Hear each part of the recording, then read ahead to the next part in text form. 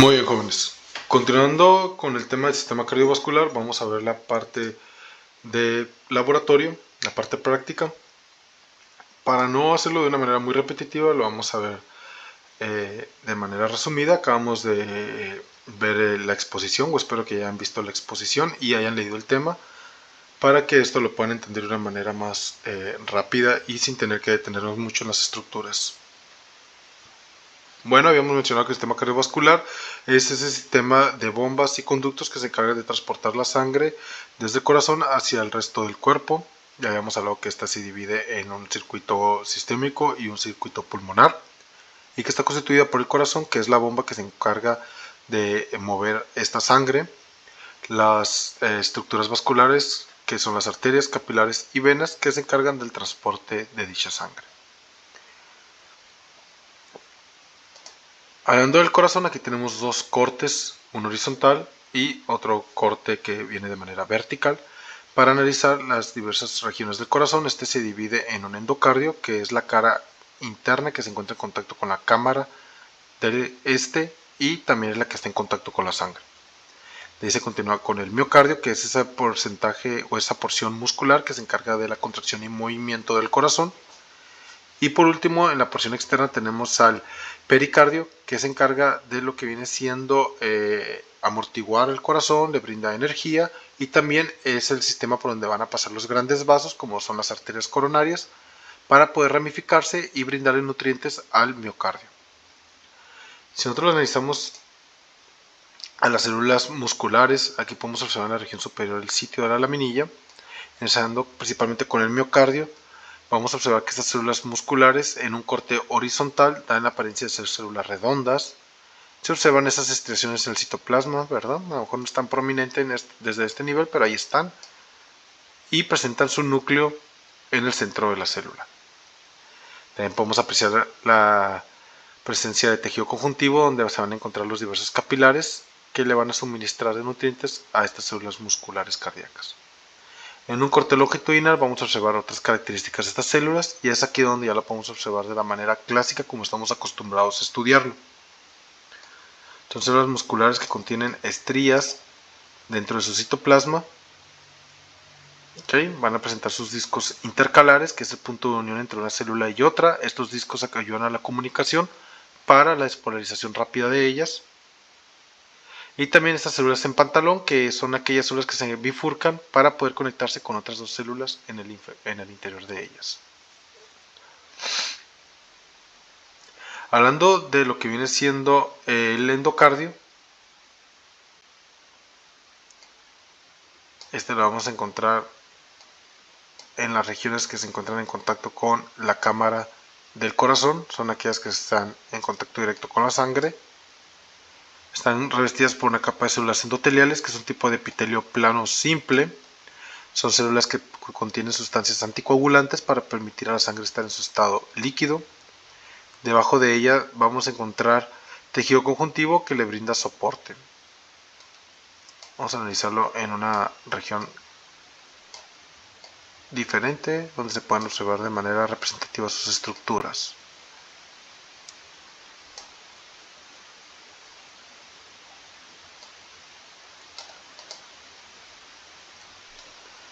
Y si no es así, la podemos encontrar en otro nivel. Por ejemplo, aquí tenemos secciones de lo que vienen siendo las aurículas, son un tanto más delgadas. ¿Okay?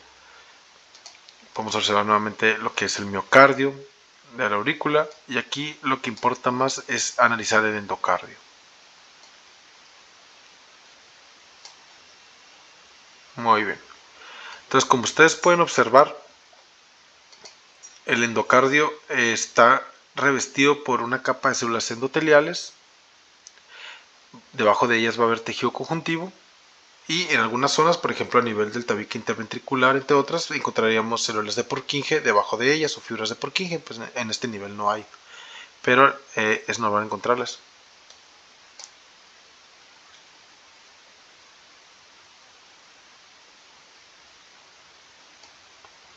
Vamos a analizarlo en otra dirección, en otro sentido de corte.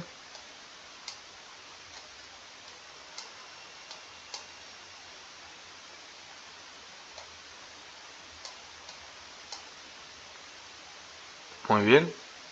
Endocardio, tejido conjuntivo subendocárdico, troncos nerviosos que van a brindarle ese estímulo para que las células musculares se contraigan.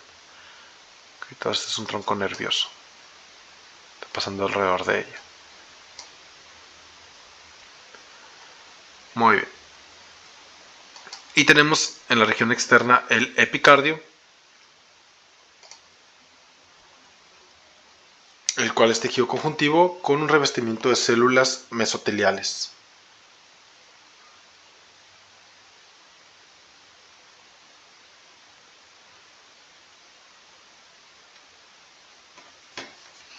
Muy bien.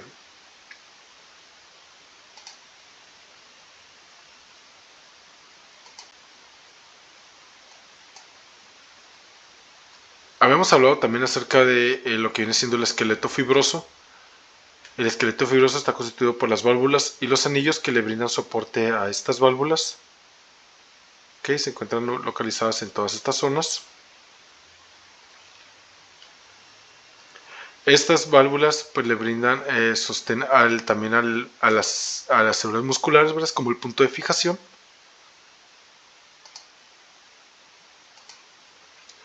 Y van a estar constituidas por una parte esponjosa y una parte fibrosa. Aquí tenemos un corte vertical del corazón. Podemos observar secciones de la aurícula y secciones de lo que viene siendo el ventrículo propiamente.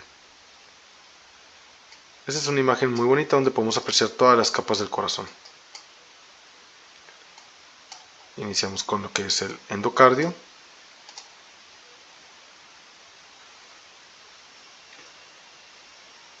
Continúa con el miocardio. Y el pericardio por fuera, que es tejido conjuntivo con tejido adiposo. Y al final está revestido por una capa de células mesoteliales que en este nivel no sale el corte. Hay muchas estructuras nerviosas, como lo pueden observar aquí. Hay muchas estructuras tanto venosas como arteriales que las pueden observar. Dos arterias, vaso linfático con material proteináceo, arteria, etcétera, etcétera. Vámonos para lo que viene siendo el componente de el ventrículo. Aquí las flechas están señalando lo que vienen siendo las fibras de Purkinje.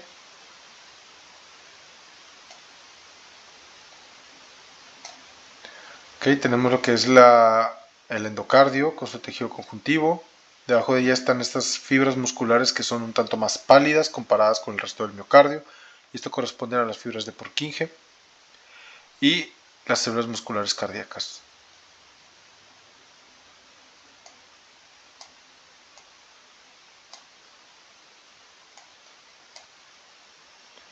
Continuando con el tema acerca de las válvulas, pues estas están constituidas por tejido conjuntivo. En sus dos caras están revestidas por células endoteliales, ya que están en contacto con la sangre. En su porción en su porción auricular presentan tejido conjuntivo laxo, muy delgado, que corresponde a la porción esponjosa. Y en su porción del ventrículo contienen tejido conjuntivo denso, que corresponde a su parte fibrosa. También habíamos mencionado que pueden haber tumoraciones o los mixomas, que son los tipos de tumores que se desarrollan más común a este nivel. Son tumores benignos, pero pueden desarrollar una mala función de la válvula que pone en riesgo la vida. Pueden haber vegetaciones por diversas bacterias a nivel de estas válvulas, entre otras patologías.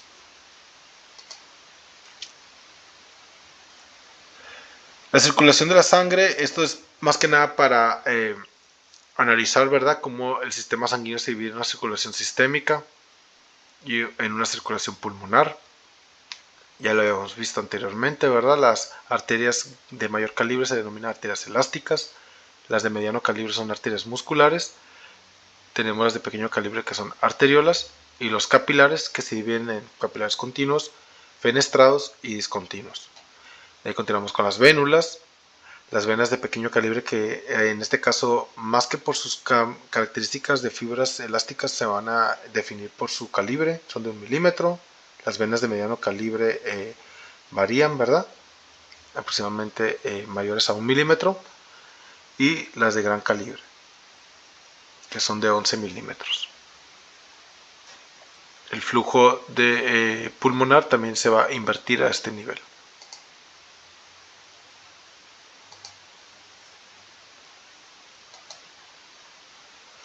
Y podemos observar las características de lo que viene siendo una arteria grande y una vena grande. Observen las diferencias, ok, desde este nivel.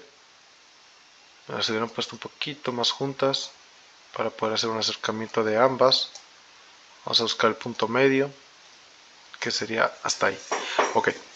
Las arterias en general contienen una túnica media prominente y una túnica adventicia delgada.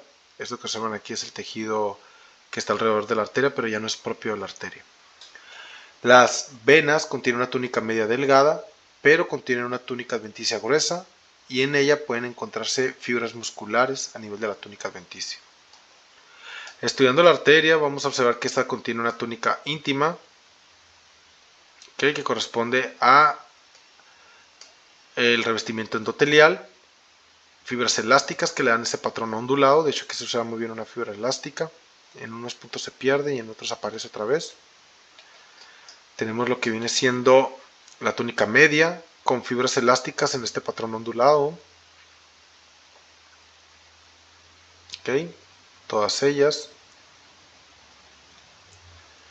Y la túnica adventicia, que corresponde al tejido conjuntivo denso, donde vamos a encontrar la nervis vascularis y la vasa vasorum.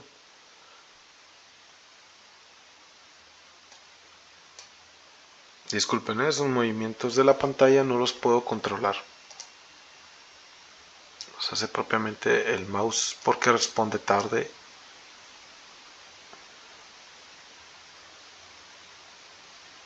Ok, vamos a pasarnos mejor a la vena. Esta es una vena.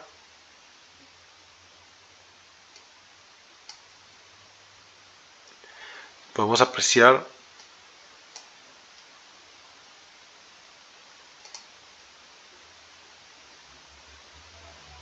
su túnica íntima con tejido conjuntivo. Su túnica media es muy delgada y el resto es túnica adventicia. Es tan delgada la túnica media, pero la túnica adventicia contiene también fibras musculares que le ayudan a la contracción. Recuerden que esta contiene una capa o una túnica media delgada porque no va a regular su diámetro en contra de la presión sistémica, sino más que nada solamente ayuda al retorno de la sangre, y para ello se ayuda con la diástole del corazón. En esta fibra elástica, con una tinción que se ha realizado mediante Fuchsina, podemos observar cómo las fibras elásticas se tiñen de color negro. Esta es una fibra elástica gruesa y tiene abundantes fibras elásticas dentro de su túnica media.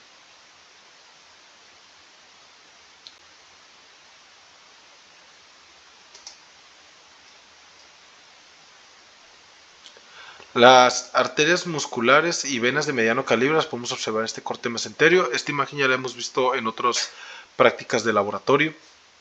Esta es una arteria mediana y esta es una vena mediana. Observen la diferencia de una de otra. Vamos a hacer un acercamiento. La luz de la arteria rígida, contraída. La luz de la arteria, es rígida, contraída. La luz de la vena es relajada, dilatada, o también denominada ectásica.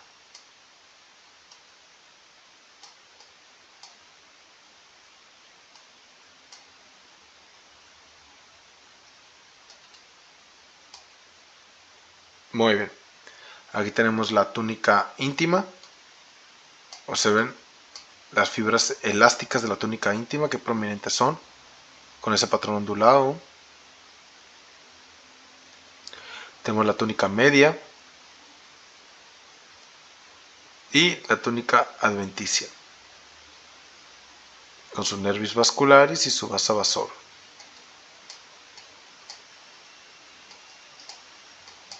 En la vena tenemos una túnica media discreta. La túnica adventicia en teoría debe ser un poquito más gruesa. ¿Okay? Y podemos observar fibras musculares en su túnica adventicia.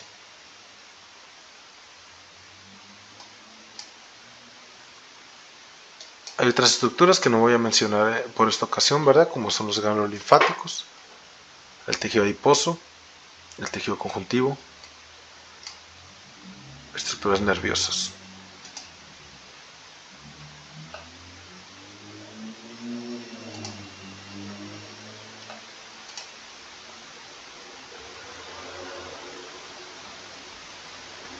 Muy bien.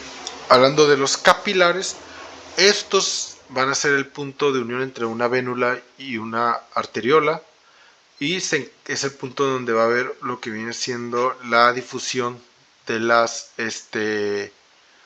de los gases, hablando del oxígeno y el dióxido de carbono. Los capilares se van a dividir a su vez en capilares contiguos, capilares fenestrados y capilares discontinuos.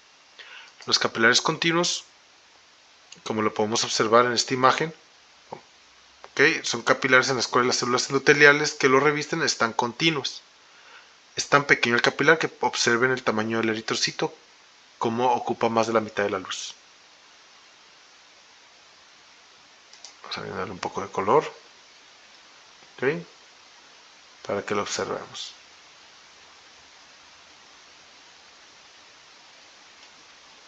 Muy bien.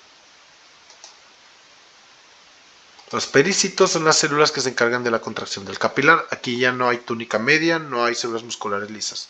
Los pericitos tienen esa función para contraer levemente solamente el capilar para que continúe el flujo de la sangre y no se estanque la sangre. Como lo pueden observar aquí. Pericito con proyecciones de su citoplasma, perdón, unos capilares, con pericitos y proyecciones de su citoplasma, solamente para ayudar a una ligera contracción y estimular el flujo sanguíneo. Los capilares fenestrados son aquellos que van a tener orificios, por así decirlo, dentro de la misma célula. Recuerden que nosotros los debemos observar como una imagen tridimensional. Entonces las células endoteliales contienen ligeros orificios muy pequeños donde puede fluir el agua, pueden fluir algunas proteínas muy pequeñas, pero células no cabe una célula. Por ejemplo, aquí estamos observando una célula, ¿verdad? Un leucocito en la luz de este capilar y no cabe por uno de estos orificios. Tampoco proteínas grandes como es la albúmina, entre otros. Siempre lo asemejo con un colador. Recuerden que el colador es esta estructura herramienta de cocina o de cualquier otra área, la cual nos ayuda pues a colar el agua o el líquido de ciertas sustancias como son de las frutas, de la pasta, etc. El colador es una estructura con múltiples orificios, pero continúa siendo una sola estructura o un solo recipiente. Lo mismo me refiero con la célula endotelial. Es una célula con orificios, pero continúa siendo una sola célula. Solo que aquí ya ha sido cortada la célula y la estamos observando en 2 dimensiones. Pero en realidad debemos de imaginarnos todo en tercera dimensión.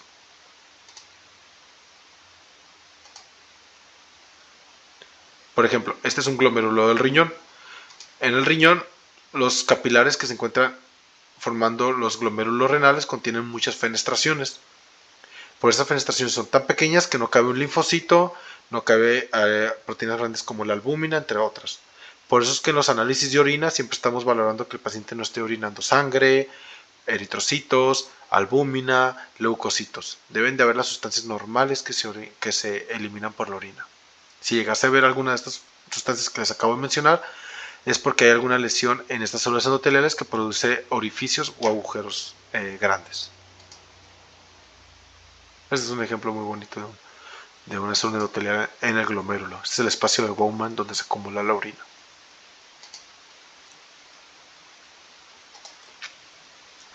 Y aquí está este otro ejemplo con una imagen de microscopía electrónica de barrido, las fenestraciones del capilar. Imagen muy bonita.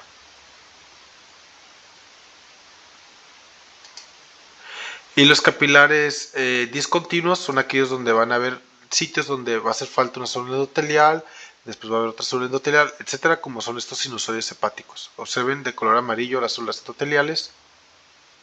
Y como hay puntos donde hace falta una célula endotelial, esto no es un orificio pequeño como las fenestraciones, son literalmente espacios libres de células endoteliales. como por ejemplo todo este espacio. Se encuentran más que nada en los sinusoides, por ejemplo los sinusoides del hígado. Los sinusoides son espacios vasculares grandes donde permite un flujo de sangre libre, ¿okay? Como es en el hígado, en el vaso, en los ganglios, en la médula de los ganglios linfáticos, entre otros. Observen cómo entre dos células endoteliales hay espacios libres de ellas, como por ejemplo aquí, ¿okay? Todo ello.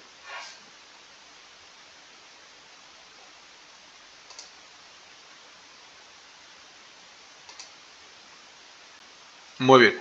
Algunas venas pueden presentar válvulas, como es este ejemplo, principalmente las venas de las piernas. No todas las venas tienen válvulas, pero las de las piernas, que van en contra de la gravedad, sí contienen válvulas. Y lo podemos observar en esta imagen.